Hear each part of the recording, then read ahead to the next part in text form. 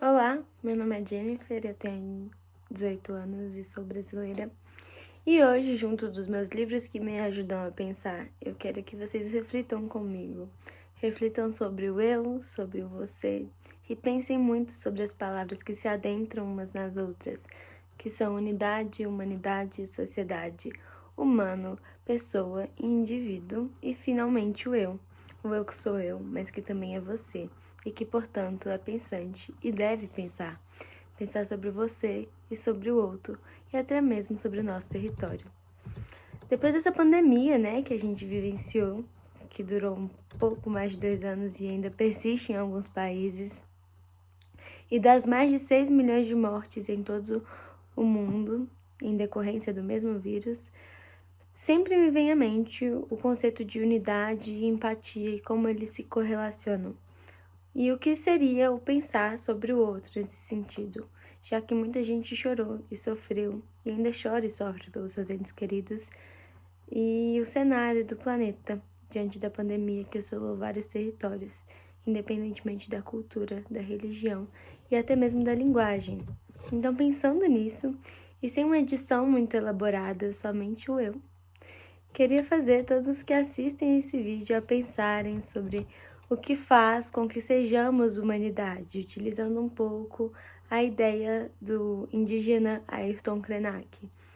E o que temos em comum, mesmo estando em territórios tão variados e com culturas e idiomas completamente diferentes, a serem humanos e assim sermos caracterizados como humanidades. Será que a gente é diferente? Será que a gente foge do conceito de humanidade de acordo com o território que estamos inseridos, com o idioma que falamos, com a roupa que vestimos, ou para onde nos locomovemos? Bem, eu acho que não. As palavras que eu tinha mencionado se encaixam umas nas outras e refletem essa lógica de pensamento e servem de base para os nossos atuais e pertinentes problemas sociais e preconceitos com a pluralidade e a diversidade existente no mundo, fazendo com que nos esqueçamos do conceito de unidade tão visto com a pandemia e retomando para as exclusões sociais com os residentes e os migrantes dentro de um determinado território. O território, que apesar de ser delimitado, não é também nosso, da humanidade e, portanto, de todos, independentemente dos limites políticos? Nessa lógica, se somos todos Homo sapiens, o porquê a ideia principal, que seria sobreviver e comunicar, se perde pela diferença de território, cultura e religião? Se todos os continentes foram atacados pelo mesmo vírus, apesar de suas diferenças climáticas, por que continuamos nos dividindo e separando diante daqueles que migram? Mas não basta só pensar comunidade.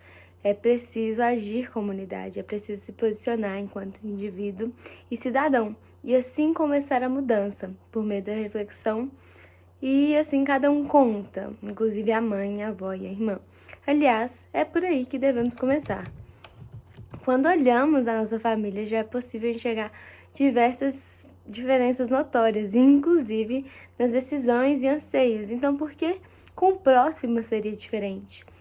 A imigração ocorre por vários motivos, então antes de julgar o ideal, seria nos colocarmos no lugar do outro, entender e acolher, compreender que não está sendo fácil e se colocar também a dispor, assim que possível.